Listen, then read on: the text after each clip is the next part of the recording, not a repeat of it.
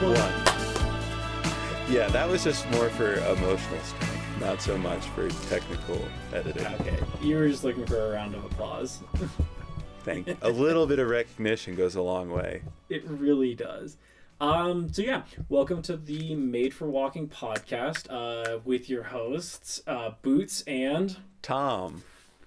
All right then, Tom. So today it feels as if we're gonna get right into it. Yes. But before we get into it, let's not get too far in. Let's just. Not get, let's I feel like bad things happen when you just like go real far in. I mean, you learn. Yeah, exactly. So what's a little bit of your background there, Tom? So my background is mostly in filmmaking as a profession and a general hobby. No, I wouldn't call it a hobby. It's not a hobby. It's a lifestyle. Yeah, a lifestyle, primary interest. And also, I'd say I'm an outdoors enthusiast. I think I've gone from the casual camper to more so the obsessive nature nut. And I'm really excited to kind of lean more into that realm in this life. So that's me. Excellent. Yeah, just a bit about myself. I have a background in environment, natural resources, and rangeland ecology, watershed management. So pretty big on the science side of things, especially with these animals and such that we're going to be discussing in all these episodes. But no, I think the same thing. I didn't really grow up camping or anything like that. Just something I kind of fell into. Really became an outdoor enthusiast. A lot of the summer camps I went to as a kid, mostly science-based, because, science camps are much better than any other camps. So that's where you learn how to kind of feel as if... That's where I learned kind of more of the natural side of things and kind of developed more of a passion for maybe starting to discuss and research the outdoors. Yeah. So... Yeah, no, so we met at Camp Thunderbird. On Camp Thunderbird, great, lovely place filled with lovely people. That's true. Yeah, we were just camp counselors who happened to just kind of work together. And we became wilderness first responders together in probably one of the finest displays of it's really great when the instructor tells you to, hey, let's redo your test real quick. Good times. Yeah, we shouldn't have made prairies so hard. I feel like that was a quick lesson that came back to bite me personally. That was a little humiliating. But, that's showbiz, baby. Yeah, exactly. It's just, fake it till you make it, especially with your... Wilderness first responders license. I can't imagine that going poorly. No. Yeah. Actually, mine's gonna expire this summer. Same. I have to get mine renewed here, so I'll try to. Where are you gonna get yours renewed? I'll actually get it. I live in Laramie, Wyoming. Right. So, with that, the University of Wyoming is in my backyard. They offer wilderness first responder recertification classes for a couple $100. So, I'll probably do that just to keep it going. Yeah, keep the dream alive. It's a good one to have. Exactly. Yeah. Yeah. What about you? You're going to try to get yours recerted, or are you just going to let it go? I'd like to. I think it's a great thing to keep up with. Great thing to have. You never know when you're going to need it. Mm-hmm. Have you used your wilderness first responder? Since my first summer working as a camp counselor, no. During that summer, though, quite often did I have to use it. Anything major? Couple cuts on the hands, pretty bad bleeding. Sure. One of my campers throwing up on camp, so that was always a fun one, waking up in the middle of the night to... I kid you not, he walked up to my tent and goes, hey, Boots. I was like, yeah, what's going on, bud? He's like, I threw up. It's 2 a.m. and you threw up? All right, this is awful. That's always a tough position to be in as a kid, like... There's an unfortunate urine, vomit, or fecal matter situation, and it's 2 a.m. How did I get here? And the worst part is I need to tell someone. Yes, and with that came a handful of Tums. You got this, champ, and we continued on the entire trip because no one could come and get us. Well, yeah. For him being what sick. you gonna do? Exactly. Wait, so where were you when he threw up? We were on the Superior hiking trail up past Lutsen, so Minnesota. Lutsen, Minnesota. Mm-hmm. Gotcha. So yeah, we were up there. It was our first day. We had just gone the wrong way for a couple miles, so I had to turn around in the middle of the trail. And that's the worst feeling. It does not feel good as a leader. Nope, did not feel good. We sat there, we're like, all right, cool. You saw a part you weren't planned on seeing, and then hiked all the way back. Yeah, but that's all part of the fun, right? It was fun. It's making memories. Making memories. Memories. Yeah. But nice. have you had to ever use your wilderness first responders? There's definitely a time when I wish I had had it. And then there was one time when I did use it to relocate our good buddy Nate's arm when he fell in the sawtooths. Yeah, I remember hearing about that. Yeah, it was gnarly, but it was like, yeah, we were walking down this hill and he just fell and his trekking pole kind of got stuck in his hand, and it was it wasn't too steep, but wrong place, and just like whoop, right out. And yeah, it sounded really painful. He screamed, and it's like right when I heard that scream, it's like, oh, that's a somebody got injured scream. I know that one. And so yeah, we just kind of like, the boys were the boys I was counseling were all there. We're just like, all right, maybe you guys just step to the side, give dads a minute to talk here. And I think I forget if it took 2 or 3 times, but I think twice to no avail. And then it was like, all right, let's try one more time. And we were like, I'm like, Nate, I'm not going to stop unless you really tell me to stop it. Mm-hmm. And then we got it. He did tell me to stop, but that's when we got it in. And then he was like, okay. Whoop. We're back. Whoa. We're back. And then we set up our evacuation and hiked out of there. Yeah. No, sawtooths though. Yeah, sawtooths are sick. I want to go back. Idaho rocks. Yeah, say everyone always thinks potatoes, but actually, cool mountains. Yeah, they say potatoes. Turns out it's potatoes. Oh. Yeah, Idaho rocks. No, Idaho's great. Yeah, no, they say Minnesota's great for those hiking trails. Just that's true. Yeah, I like Minnesota. Yeah, it was really nice up there. Yeah. But no, yeah. So I mean, that's kind of a good segue into like what this podcast is about. We both talking about hiking injuries. Yeah. So yeah, this is the Made for Walkin Podcast pilot episode. Yes. And just to give you some background on what this whole podcast is going to be, it's going to be kind of documenting the nature stories of migratory animals. And, that can range from a million things. So we talk about whale migrations and, deer migrations. But we also will probably talk about some human migration things too, because humans are just as much an animal as everything I listed beforehand. Exactly. So, yeah, and it's really just to catch those like cool stories about incredible animals that we live with. Yeah. Do you have any pets? I don't. I know, me neither. I wish. Me too. What kind of pet would you want? I want a dog. You want a dog? You're a dog guy? Need a dog. Yeah. Yeah. Maybe, I think I'm going to make sure the next place I live is dog friendly, and we'll get this show on the road. There you go. What kind of dog? Oh, it'd be nice to have like a compact like shepherding dog. I mean, they just rock. They're so sweet, loyal, shepherdy. Yeah. I'm glad. Yeah, you need the shepherdy dogs especially. Yeah. I'd like a little high energy buddy to go buddy around with. No, it sounds awesome, dude. Yeah. How about you? What kind of pet would you want? I mean, I'm a big cat person. Yeah, cats are cool. Cats are cool, especially with like kind of the lifestyle I have at the moment. I just don't know if I could.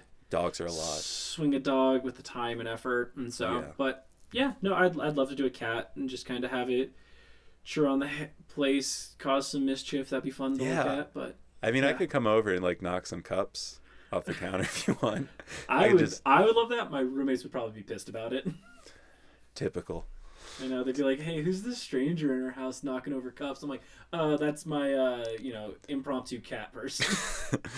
Yeah, we're in town for the furry convention. Mm-hmm. Just figured I'd drop by. We just got one Really? I'm not kidding you. Dude. Laramie, Wyoming has now hosted the first ever furry convention in Wyoming. Doing the friggin' Lord's work. I know. It was... Do you want to hear the name of it? Of course. Forever West. Wow.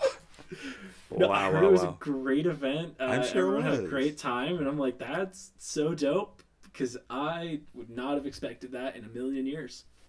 Yeah, well, it's good to see that the world is changing in the direction it needs. And, yeah, Wyoming's got their furries. And there's a lot of furry creatures in Wyoming. There are. It's there's actually a lot of cool, especially with migrations and such. Wyoming's a pretty unique spot. Largest pronghorn migration in the world. Largest population of pronghorn also located within Wyoming. Wow. Slight elk migration and a lot of deer migration out here. Big stop for birds, going from north to south for the winter, and a couple predatory species that are also being reintroduced and studied on their migratory / kind of just habitats. Wow. So yeah, it's a cool spot to live in, honestly. Yeah, it sounds like this podcast is going to be really pertinent, relevant, and important. Yeah, and that's the goal. Wow. Filling those niches that people didn't know needed filling. Yeah, and mostly talk about the furry conventions of Wyoming as well. Yes. Yeah. Yes, definitely. Well, speaking of furry conventions, should we talk geese? Yeah, so okay. I didn't mean to. I'm sorry, I kind of unveiled your topic. I feel no, that's totally intrusive. okay. Yeah, so first episode we're doing is a species that I think we're all pretty familiar with, but we see them a lot, but we don't know why we see them a lot. So it's the Canada goose. That's the one that we're going to focus on today. So yeah, Tom, just to get us started real quick, what do you know about Canada goose? Sure. Vodka. Okay. I am from Pennsylvania, as you're aware, right outside of Philadelphia. So the popular chain Wawa, you know, they've got geese on the sign. I don't know if Wawa means geese. The whole thing's a little strange. You don't think so? No, Wawa, it's religion out there for you guys, isn't it? It's religion for a lot of people who need it. It's been there for me. I think that's, you know, it's not like, you know, it's like a relationship that's there for you when you need it. And like when you need that sweet buffalo chicken finger sandwich, it's friggin' there, ready in 30 seconds. That's your go-to orders, the buffalo chicken sandwich? It has been when that, you know, I'm not sure how much food is in it, like in retrospect and in my old age and newfound love of food with food in it. But I recognize that it is a place and it is a mood, and I take a lot of pride in where I come from. So that's good. I think that's all I got to say about that. Other than that, I know that geese migrate. I know that they make honking noises. They can be kind of territorial. You ever had a bad experience with the goose being territorial? No, I don't think so. Like, I think I've probably been hissed at. But I don't have any distinct memories. I know my dog was really scared of a big duck once, which is not a goose, but it just felt worth bringing up, you know? No, definitely. That's why you got to get the shepherding dog who's not scared of the Exactly. Geese. Well, you know, Penny was perfect as she was. Yeah. So I'd say that's pretty... They're birds, without a doubt. Yeah. I don't know if I've ever eaten goose, but I'd like to. Yeah, it's an interesting one to eat, I will say. I thought of something else I know, but if you've got anything else to say about eating goose, you should. Yeah, so my grandma's recipe for geese. Old school farmhouse cooking from the Midwest. Hell yeah. But goose, it's a very greasy meat. I mean, the grease will stick to the top of your mouth, kind of greasy. And so the way that she used to do it is she would cook it in a crock pot with Mountain Dew on top of Mountain Dew. Iconic. I can't believe iconic. I spend so much time not cooking with Mountain Dew. Yes, she would cook it in Mountain Dew and let it kind of sit there just to eat away all the grease and fats off of it because it is that acidic. I'm blown away. Yeah, you know what? When she cooked it, you didn't taste any of the Mountain Dew, which I mean, that sucks. For some people, I would say some people love it. Some people would not want to eat Mountain Dew geese. Wow. But yeah, so yeah, interesting bird to kind of chow down on. Yeah, and I know foie gras is a thing where they force feed geese. Mm-hmm. And so I think it's to create a very, very fatty liver is the idea. And then that's a delicacy. I don't think it's a very nice thing to do to a goose. Mm-hmm. But I did hear another podcast where they had, I forget how they did it, but they convinced, like, some farmer had this method to convince geese to just eat and get the same foie gras effect, which is good. Because, like, I think the other way, they literally, it's like funnel in the mouth and shove food down their throat, which must take a while because another thing I know about geese is they have long necks. They're kind of the brontosaurus of the birds, if we exclude like ostriches and emus and stuff, as far as Canadian birds go. The Canadian birds, yes. So yeah, geese. Yeah, like I said earlier, a lot of people just know the general facts about geese, like stay away from them, they'll hiss at you or chase you. They migrate from Canada to Mexico. But that's about it. Like, you know, you see them on the golf course, you see them you kind of see them around, but you never know too much about them. And so that's kind of what we're going to do here today. So yeah, with the Canada goose, scientific name Bronta canadensis. It goes by a lot of different names. Canada goose, as we had mentioned earlier, seems to be the most common name. My favorite nickname I found with it is the Big Honker. I don't think that you're talking about goose. I don't think they were talking about goose. You can't. It's not that kind of podcast. Okay, so I don't think they were talking about goose. On the podcast? No, we can talk about big honkers. Of course, it's our podcast. We do what we want. This is true. A couple different species related to it. Small goose and gray goose look kind of similar, but Canada goose tends to be the most typical bird we find here with relation to the geese family. So yeah. It's pretty big population. Not an endangered species at all. Sure. In fact, within North America alone, there are 140 million Canadian geese. Wow. And that is pretty much a third of the population of the United States, kind of equivalency, to put it in perspective. Wow. That was my next question. Wow. So, yeah, they're... It's a pretty big species, and that's why I think it's cool to cover it, because, again, we all see them. We all had an experience with geese. Yeah, for sure. Yeah, and, you know, and unique things about birds, a lot of people associate birds eating kind of bugs or, you know, nuts or something like that. The reason we tend to see a lot of geese, especially within residential areas, golf courses, city parks, things of that nature, pretty much comes from their diet of grass. Oh. It's about what they eat. It's just grass, and they don't really eat much else. So yeah, that's why we tend to see them in those locations. But they are pretty important for the environment because of their reasons of being herbivore birds and not omnivores. A lot of it is that they are pretty important for seed placement. So they'll eat the plants. Plants want to be eaten by them because they'll eat their seeds. They'll fly away, shit them out. As one does.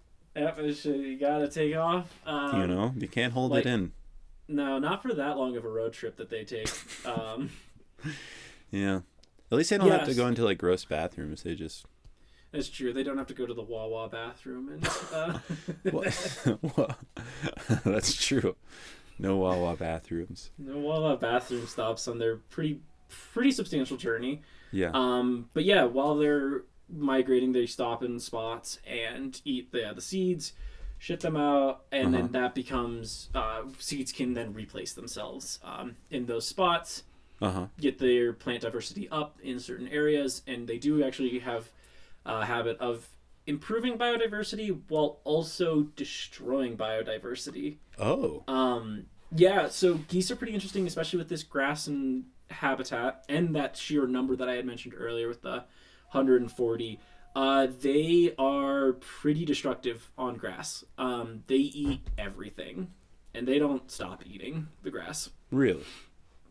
Yes, they have been known to kind of take down lawns, residential lawns and stuff. They can take them down to the dirt in certain areas, especially if they have that high of a population. So, yep. Wild. Yeah, I did confirm that Wawa does mean goose. I briefly looked and it said in Native American, which I don't think is a language.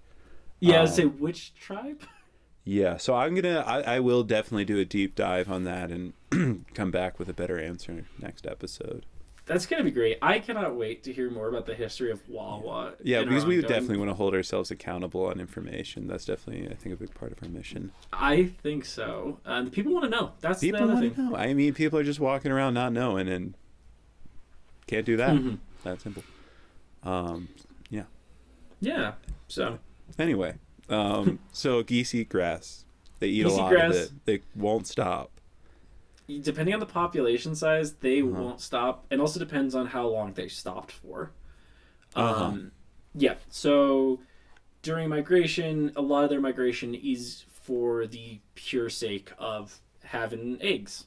That's a big part of it. To go to diners diners, to get drives, Scrapple. and dives. Yeah.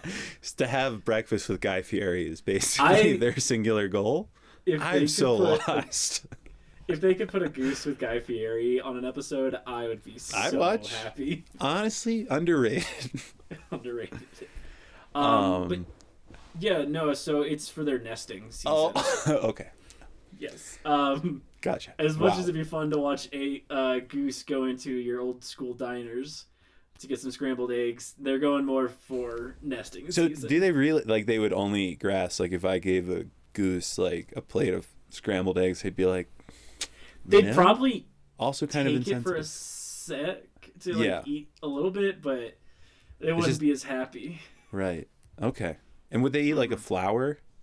Yep. They'll eat flowers, sedges. It basically turns into just plant life. Gotcha. But specific types. So they're not going over to trees and taking down leaves or such like that. Or sage brushes or bushes. Okay. Things like that don't get really touched by What about a strawberry? I don't know if they'd eat the fruit. They possibly would as a little treat. But I think they probably eat the strawberry vine first. Yeah. I mean, okay, so they're not looking for fruit. No, not really. Yeah, a big part of their diet is just like a cow, basically, just eating grass. Forgive me if I'm getting ahead of myself, but do they regurgitate or do they do a cud situation? Or is it one tummy in, out? One tummy in, and then it's out, and then, have you ever seen the inside of a goose's mouth? Because it's not meant to come back out. I feel like I've seen a duck mouth. Is it similar to? A little similar, yeah. It's got a lot of spikes in it. That's built to pull all the grass up, and then just kind of let it sit back. Yeah, they are wild. Yeah. Wow, look at those tongues. I hope everybody's looking this up. Yeah. If you're listening along at home, please look up goose mouth right now. I'll give you a play-by-play for sure, though. So we have these top layer of razor-sharp teeth on the top of and the top beak, and then another one. But then it looks like on their tongue they've got some teeth-like barbs coming out, and it's that's not for regurgitation. And I would also not want to make contact with that mouth.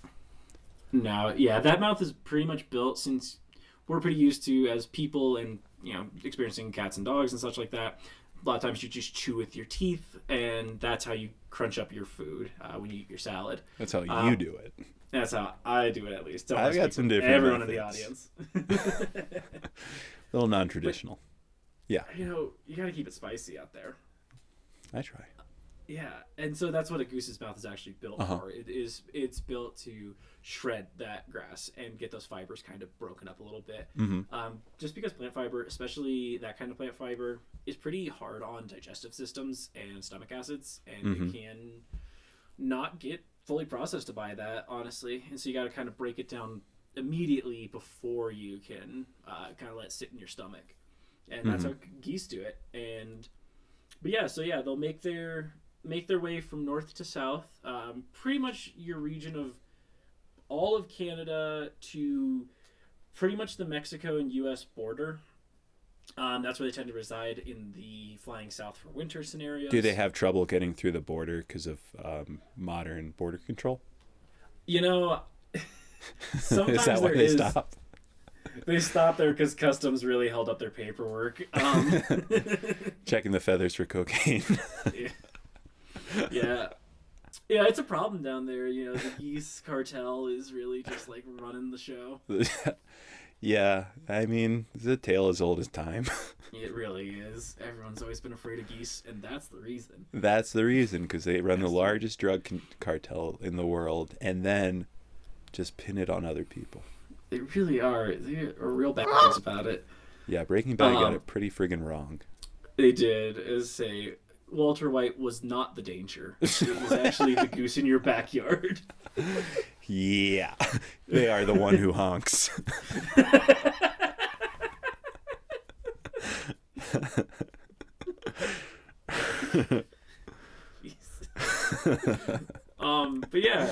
When they go down to the south, they're kind of southern United States, pretty northern Mexico. They don't go too far down.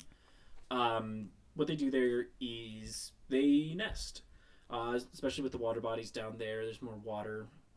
Obviously, the more south you go, except for certain regions, there are some pretty dry spots. They'll gravitate towards water because that's where they're going to want to nest. Their nesting season lasts, not too long. The eggs they'll have 4 to 7 eggs on average. Wait for them to hatch. While they're waiting for them to hatch, they will also molt their feathers. Get rid of some of the old feathers, which then actually renders them flightless at that time. Flightless.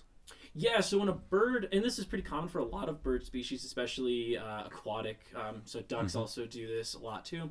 They'll molt their feathers, just kind of shed off all of the down feathers within them, but they'll also get rid of some of their more built for flying feathers. Have they considered selling those directly to the North Face to help the reduction of geese that are killed for down jackets?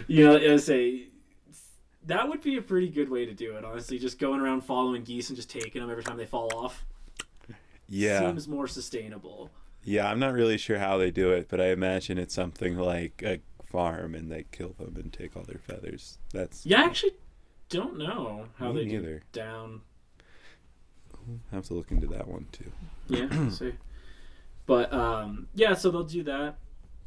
And then when the goslings or their baby geese hatch, they will tend to them for a really long time, actually. 7 to 9 weeks they'll stay with the goslings, just so that way they can build up their swimming and flying habits. So with the molting, hatching eggs, and then tending to the young, teaching them to live and not die, that takes probably over 12 weeks at a time. So that's where they start going in the winter. That's the winter months. Keep warm. Spring, have your babies. And then summer, we got to fly back up. And you were talking about Ryan Gosling, right? Yeah, he's one of my favorites. Well, I mean, come on. He's going to be on the podcast with us one day. Yeah, we'll definitely have Ryan Gosling on the podcast. Yes. He does have real baby goose vibes. And I guess in The Notebook, when he was like, if you're a bird, I'm a bird, I thought he was just suffering from extreme codependence. But it turned out he's a bird. He was a bird, and he was just there for, nesting season. I mean, you're not wrong. Yes. During that migration process, there's a lot of also interaction, and it's pretty interesting. The U.S. has big goose hunting, as we had mentioned earlier with eating goose. It's a pretty popular form of hunting recreation is goose hunts. Have you ever hunted a goose? I have not personally. A lot of kids from my high school did. Sure. It was pretty popular. Yep, they just get out there in the farm fields in the winter, and the moment those flying V's come at you, they'll lay down some feed and decoys to have them come land, and they'll take them there. Turn that V into a W. Exactly. W for win on the hunt. Exactly. Yes. I'm glad you got that. I think it's pretty easy to point. I mean, I think that was a pretty straightforward thing that I said. No, I think so. But yeah, it's a pretty popular hunting bird with waterfowl. Pretty synonymous with kind of outdoor recreation, especially with hunting regards, due to it not being an endangered species, so it's pretty popular. Tags for it are fairly easy to get. It only requires a shotgun to take down a couple geese, so pretty easy hunting bird. So that's some of the ways that the population actually gets controlled in the United States, just because there are a lot and it can be damaging to certain ecosystems, while also being beneficial. Geese are kind of a double-edged sword because of that and their popularity with hunters. The National Fish and Wildlife Services determine tag limits each year just to see what they can do about the goose population. Because they really don't want to do anything else other than that. They don't want to just go in and start culling a bunch of geese or going down and smashing eggs and stuff like that. Those aren't the ways they want to have geese populations kind of decreased. Pretty natural predators as well. Cats, coyotes, basically any sort of predator species you could think of probably goes for Canada goose, just due to sheer population size. And with them molting and nesting, they tend to not leave those areas, so they become even more popular targets for species such as like coyotes and bobcats and such. And as I had mentioned earlier, as they fly in those special Vs, do you know why Canada geese fly in Vs? Yes, and I did want to mention that I remembered that I had a dream about a lynx last night, that I saw one. Ooh, good dream, bad dream? I think it's a good dream. I think that's a good sign. It's a good omen. Yeah. All right, this is why I think they fly in a V. I think it's an aerodynamic strategy, and the leader takes the brunt force of the wind, and then they rotate to take turns taking the brunt force of the wind. Yeah, you're actually... I did it. You're exactly right. Yeah, so the famous flying V is just that. It's a reduction of wind resistance. So the V isn't flat, it's more kind of angled down. So a goose flies under each other. Leader takes the brunt force, like you had mentioned, of the wind resistance, and then it just keeps lowering down for the people in the back. Once that lead goose is like, I can't deal with this anymore. Hey, sometimes us lead gooses, we need a little break, all right? I can't be lead goose all the time, baby. Exactly. Come on. So then they show me what you got. And next goose in line takes that. And it just becomes this kind of merry-go-round of geese taking a lot of wind resistance. And that's just to help them make the journey last a little longer. Just because they're not the most aerodynamic bird. Large birds. Comparatively to some of the other migratory species. So yeah, they do that, and it helps them just travel longer distances over shorter periods of time. Yeah. This is going to sound condescending, but I don't want it to. But one of the few things I remember from first grade is going over why geese fly in V formations. I kind of remember that, and I was like, sick. Sick. The Sick. U.S. education system did not fail you. I wouldn't go that far. Okay. But there are some teachers that got some things right. They did. They really Shout out did. to Mrs. Desposito. That was your first grade teacher? Mine was Miss Deegan. Deegan. Was she Deegan. nice? She was very nice. But the interesting thing about my first grade, do you remember the band, the Flowbots? I'm really going to date myself here. Yeah, I know Flowbots. Yeah, you remember that? Yeah, you can ride your bike with no handlebars. Yeah. Yeah, so the lead guitarist's wife actually was one of the other first grade teachers in my school. And I was able to meet the Flowbots and get an autograph from the lead guitarist. Dude, that's sick. I know. Wow. I know. First grade, I was really peaking at that time. Yeah. Well, now that you're on the Made for Walkin podcast, I feel like maybe you haven't quite hit it. No, I think we have nowhere to go from here. What? Okay. We have Nowhere to go. Okay. Yeah. Have you ever seen the movie Up? What do you think of that movie? Honestly, that is quite the migration story. Oh, God. Fictional migrations. Fictional migrations. So there is this fellowship, right? And there's a ring, and it was real bad. Really bad. Some old guy just grabbed the short guy out of nowhere and said, "You know what? Go save the world for us." He's like, Please." hey, little man. Why don't you take us into a volcano? I'm going to go over, smoke some weed with those guys.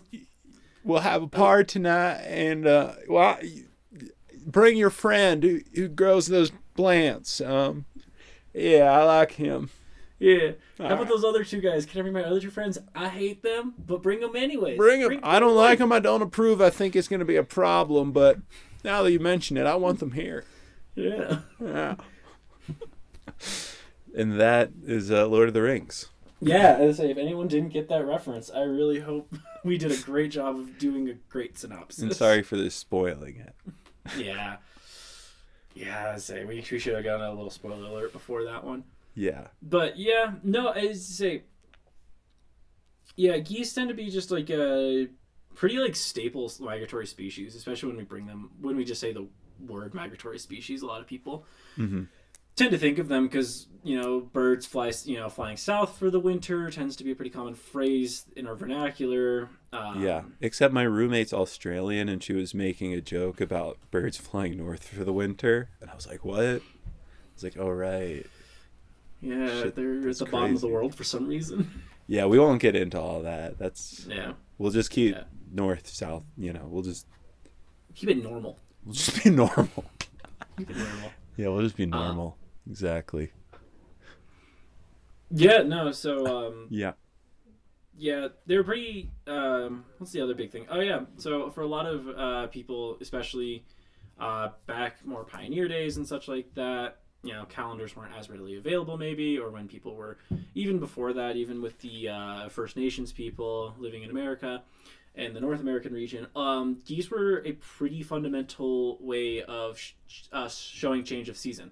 Due to that whole flying south for the winter, when they started seeing geese migration, a lot of people would associate that with from either fall, summer to winter, or winter to spring, depending on which direction the birds were flying from. So pretty integral, especially for people who were farming at the time, but just didn't have calendars as much, or just for the kind of human migration as well, kind of move with the birds to get out of the cold. Yeah. Canadian geese are also, as their name says, pretty synonymous with Canada. Sure. Yeah, pretty. That's where a lot of them tend to live, especially during the summer months, is the northern region, or not the northern region, but more southern region of Canada, but found within pretty much all parts of Canada, except for Arctic Circle. It tends to be their cutoff point. Oh, interesting. I was hoping they'd be the national bird of Canada, but they're Is not. it not? I know, What is like the national Canada. bird of Canada? Are you drunk? Gray jay. The gray jay. Wow, that is so anticlimactic. I wonder if the goose is the state bird of any states. Goose. Yeah. State bird.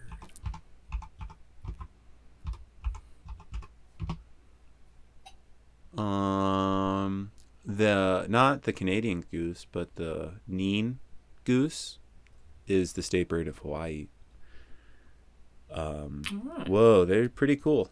They're pretty cool. They're like just like they kind of look like Canadian geese, but like also kind of like a grouse. Oh, okay. That's actually pretty cool. Yeah, I'm into it. There we go. So yeah, and then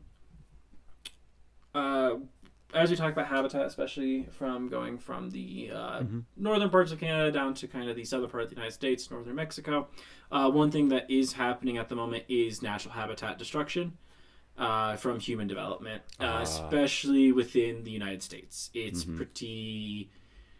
It's pretty bad because of the fact that the United States is developing at a pretty quick pace, but that is in the middle of their migratory path, so they can't just straight shot it from Canada to Mexico.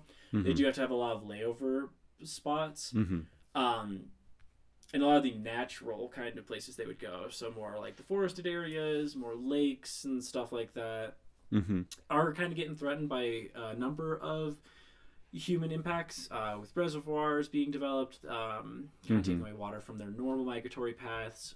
Developments of housing or agriculture can also play a big impact on their more natural habitats that they would occupy. And that also is impacting their nesting grounds, especially with the current droughts going on in the United States, and pretty much all across North America, honestly. Those droughts are becoming more of a problem for geese to nest in and create more geese. So basically, we should hunt them while we still can. Hunt them while you still can. Numbers are still in pretty good population, like that. Right. Like that's why they're getting so condensed into certain urban areas, especially. Just because before it used to be kind of just this big line across the United States, and they just moved down, and they'd be a little bit more spread out. Still a very common bird, but now they're actually becoming more dense pocketed in the areas that can support them. So suburbs tend to see them a lot more now due to the lawns and such that they have, and ponds. City parks especially also kind of become really big habitat for geese. So it's a pretty interesting species on how they quickly adapted to, I'd say, adversity. Yeah, it's pretty interesting how even though they are losing a lot of their natural habitat, they're creating new habitat pretty quickly as well. But, you know, a lot of people don't want geese. A lot of people have a lot of negative experiences with geese because of their territorialness and their aggression. Yeah, back to my dog Penny. She used to. There is this one time where I took her to a park in southern New Jersey, and there were a lot of geese around. And, you know, at this point, she wasn't too intimidated. Like, the geese were doing their thing. Penny was doing her thing. And her thing was eating their shit. And, like, so it took me a bit to notice what she was getting up to. And then I realized she was, like, you know, just eating goose poop. And it's like, Penny, all right, we got to get out of here. We can't just sit here and eat goose poop. And then I'm like, what's on your lip? And there's a friggin' fish hook in her lip. Oh. Then I got to bring her to the vet. And, you know, I can't get this. It's out of my realm. Like, this is past pliers. And, like, you know, that doing plier things in your dog's mouth sounds like a great way to get bit by a dog. Yes. So I took her to the vet. They had to give her, like, anesthesia to get it out. And they did. And then the vet came out and she's like, yeah. And, you know, I noticed a lot of goose poop in her stomach. She threw it all up. I was like, yep, that sounds right. I mean, it adds up.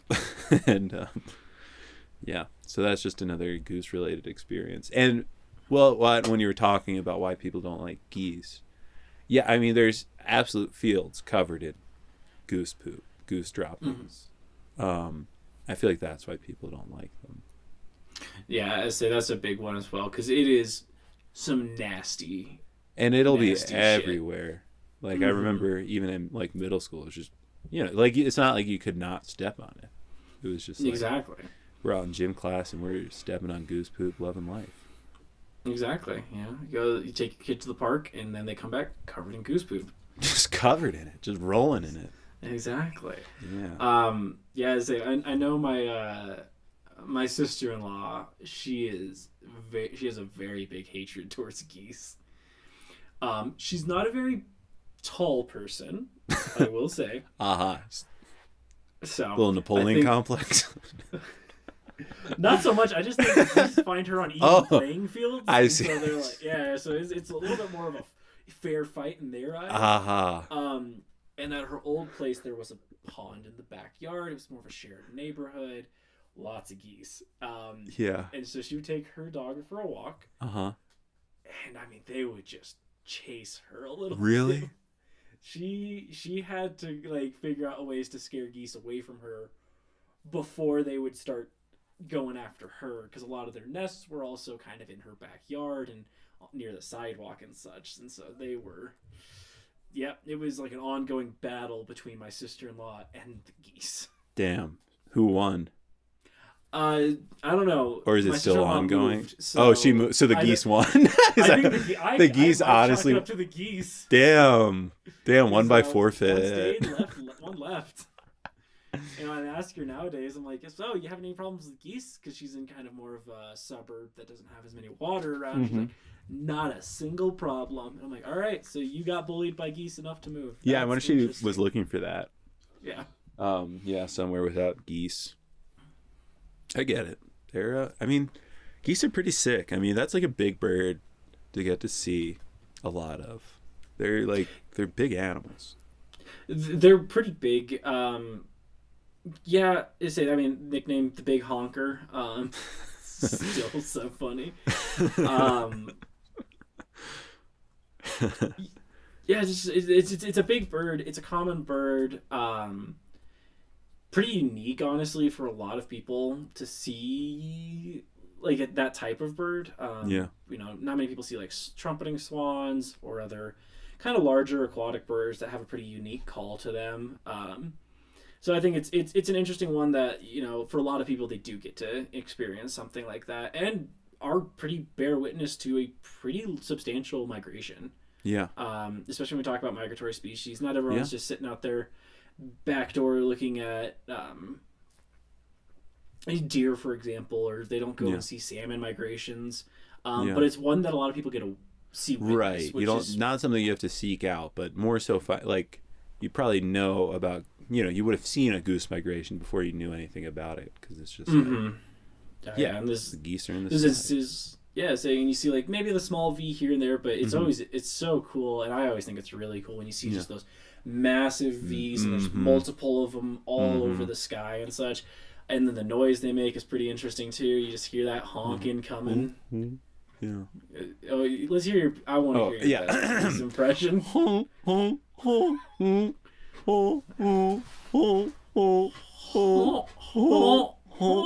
do you think? I think we could make some pretty good goose calls. Honestly, we'd trick them. We could get all of them to your house, and then we can make some Mountain Dew geese. Mountain Dew geese. Mountain Dew geese. That's what we'll do. We'll have a trap door with a Mountain Dew vault. It'll probably be a little Baja blasted. Yeah, just get Baja blasted. Wow. What a dream. Oh my gosh. Yeah. So overall, a pretty common migrating species, important for plant life, especially to diversify some biodiversity with their seed droppings, but can be kind of destructive towards grass ecosystems due to their just insatiable hunger. But yeah, I'd say, any other closing thoughts on Canada geese? Yeah, I've got a would you rather. Okay. Would you rather be reincarnated as a goose or a coyote? I would probably do goose. Yeah, then you'd get the why. First off, flying is cool. Cool. I think everyone's gonna automatically go to flying, but like, boy, you're sitting there and no one complains as much about geese as I think coyotes. Everyone whines about coyotes and such. And coyotes rock. Coyotes are interesting. I really like coyotes. I remember growing up and hearing Yeah. like coyotes outside my backyard and stuff Yeah. like that. That was a pretty common thing, and you'd always hear about the coyotes and see them every once in a while. Yeah. But I'd probably do goose mostly on the grounds of flying. I Yeah. don't know what it's like to fly Yeah. outside of an airplane, but yeah. I feel like I relate to coyotes more, Okay. but like, I mean, it would be cool to be a coyote, and you just get to like be sneaky and try and eat things, and you get to be like, you know, more of a predator, and you get to kill chickens and squirrels and stuff. So that could be kind of fun. But like a goose, like, yeah, I mean, you'd get to see the whole continent and then some. Yeah, and you gotta swim pretty good too. You gotta swim and fly pretty solid. Yeah. You'd have to be a prey animal, but hey, whatever gets me to the next life sooner, right? Yeah, so we'll Just trying to just hit run the Nirvana. gamble again. Yeah, Hey. maybe you'll go from goose to coyote. Coyote. Yes. Yeah, I mean, I'm hoping I'm on my way out. You know, if I've already hit human, right? Yeah. Then I guess. Yeah, you gotta try something different. Yeah. Yeah, I'll try something different for sure. I think that's a good way just to keep it interesting. Definitely. Okay. All right, perfect. How many geese do you think you could fight? Ooh. So just like Roman Colosseum, no weapons or anything, just Right. hands up. You could have, yeah, just hands, fisticuffs. Just hands. I'm probably taking 75 plus. 75 plus. That's a lot. That's pretty good. I think so, because birds got those hollow bones. Yeah, I mean, it's just grab a neck. At some point, they're gonna but start that's fighting. the reality It's of gonna this. hurt. It's gonna hurt. You're gonna lose some skin, but it's like it's gonna take a while before they're getting an artery or getting your muscle out or chewing on a bone. Like, Yeah. No, I think you could take down a like good 200, honestly. amount. I didn't want to. I don't want to highball myself on this one. Yeah, you'd never know if I was actually setting you up for something to see. I was saying, next time we see each other, you're gonna have a lot of geese. Tom, why are you towing that trailer? Oh, just you wait. Could you please step into this Coliseum for me? All right, I got one for you. Real Okay. quick. Yeah. All right, are you fighting a horse-sized goose Right. or 100 geese-sized horses? Right. I mean, just looking at that mouth, like, could you imagine if that thing was the size of a horse and had that mouth and just razor sharp teeth on its tongue? I mean, one lick and you're done. Yeah, I was saying, that's taking your arm off at that point. Exactly. The 100-sized goose, like, I don't feel. I mean, I guess like they could swarm me and overwhelm me in that way to the point of maybe having a very slow, terrible, painful death. Yeah, trampled by small horses. Oh, right, they're horses. I forgot about that. I was like, yeah, they're goose-sized horses. I mean, they're. Well, I mean, you think about it. That's kind of like. I mean, of course, that's like the size of a small dog. Yeah. So like, you're kind of getting attacked by 100 small dogs, but not really, No, because they don't bite. They don't have like the But teeth. a horse could bite, but they don't like rip your skin up. They like give you bruises and like stuff. So I feel, because it's like, okay, there's 100 little horses. Let me get kicking, right? But like, a horse-sized goose is like you need a shotgun at least. You're not. You need something, or like a sword. What would be more prideful for you? Prideful? Yeah, Well, you took one down. Who are you bragging to the bar at? I'm gonna brag. I mean, that's easy, no brainer. I'm gonna brag about taking down a goose-sized horse, a horse-sized goose, a horse-sized goose. Like, that I would put that picture on Facebook, put on Tinder, just me and a goose head. And I feel like I'd have some pretty solid results. People would be like, "Now this is what I call a man, a provider." So as far as like, getting that kind of confirmation for my masculinity, sure. Okay. I'd like that. In fact, now that I think, if you could arrange that, I don't really want to take it on bare skin. Like, Yeah. I think I'll get cooking into the lab. Yeah. Yeah. Get we'll cooking get in the going. lab. I'll get cooking in the lab. See which goose there are. Yeah. How big I can get it. I think so. If anybody can do it, it's you. Oh, thank you. But all right, well, this has been the first episode of the Made for Walkin Podcast. Be sure to be looking out for upcoming episodes. Yeah, I'm Boots. That meant episode 2. Not piece, but it also doubled as that. But there you go, perfect. Anyway, sorry. You're Boots. I'm Boots. You're Tom. 100%. Yeah, 100% Tom. 100% I like Tom. it. And yeah, we'll catch you. We'll catch you on the next episode.